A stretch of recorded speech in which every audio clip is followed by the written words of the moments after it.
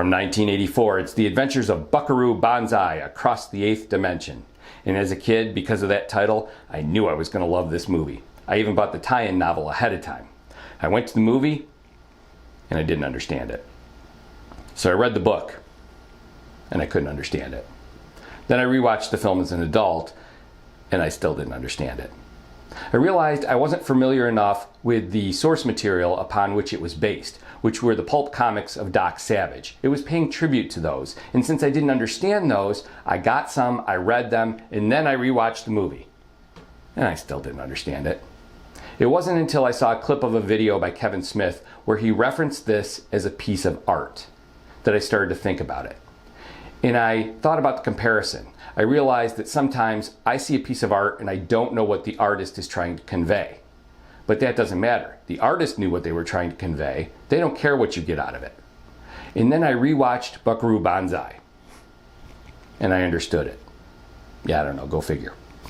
The best way for me to explain it would be if you went to a Superman movie, but you didn't know who Superman was. You had no frame of reference, there was no explanation, the movie wasn't an origin story, it was just this guy running around in his pajamas, wearing a cape, doing things that were superhuman. Would you understand that? I actually think you would if you allowed yourself to believe what you were being shown. And that's what you have to do with Buckaroo Banzai, if you want to enjoy it. Now, Buckaroo Banzai is played by Peter Weller. He's of Japanese-American descent, which accounts for the names, and he's a Renaissance man.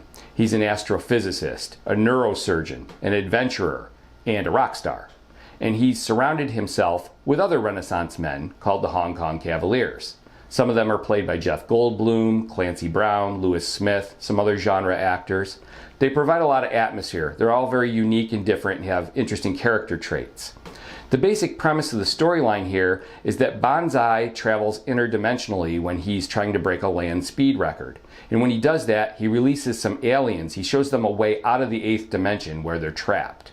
And those aliens are bad aliens, and they're led by John Lithgow, who's great here. He's over the top, he chews the scenery, but it works. His accent alone is enough to make me laugh. One of his henchmen is played by Christopher Lloyd, and his name is John Big Booty. And Lithgow and everyone else in the film call him John Big Booty, which drives his character nuts. And it's funny enough to watch him correct them in human form, but when he's in reptilian form, it's hilarious, watching him try to get them to pronounce his name correctly. There's a lot of fun to be had in the film, but it's full of references that you have no context for. You have to understand that this is one episode in a multi-episode story, and it's the middle episode. And they don't give you any reference points from before that you can understand because there's no explanation. You have to accept it for what it is and just go with it. And the watermelon is a good example of that. I referenced the watermelon earlier. If you'd never seen Buckaroo Banzai, you wouldn't get that joke. In the film, Jeff Goldblum's character stumbles across a room where there's a watermelon, and he asks one of the other Hong Kong Cavaliers what the watermelon is for.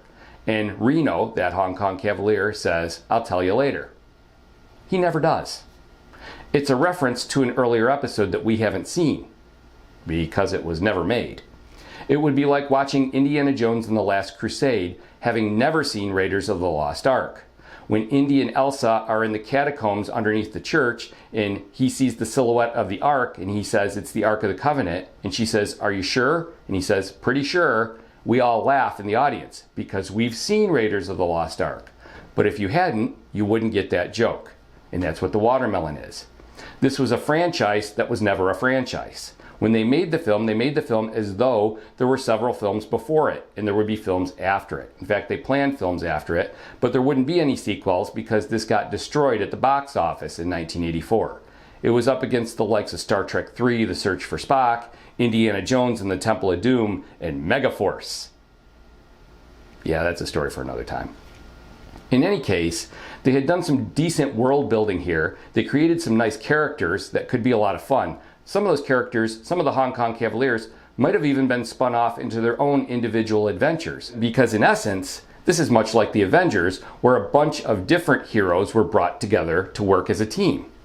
It's unfortunate that it didn't get a chance. The storytelling was just so offbeat for 1984. The film was definitely ahead of its time.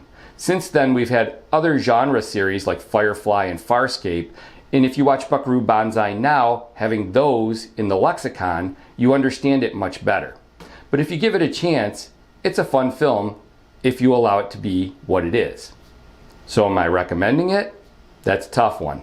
It's very offbeat, it's not for everyone, it's very niche. I had a hard time getting into it several times, and finally I made the jump and understood it.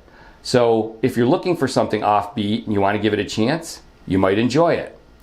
If you like your storytelling more straightforward, this probably isn't for you. For me, it started out as one to flee, but over the years it's moved up to one for free, almost to one to see.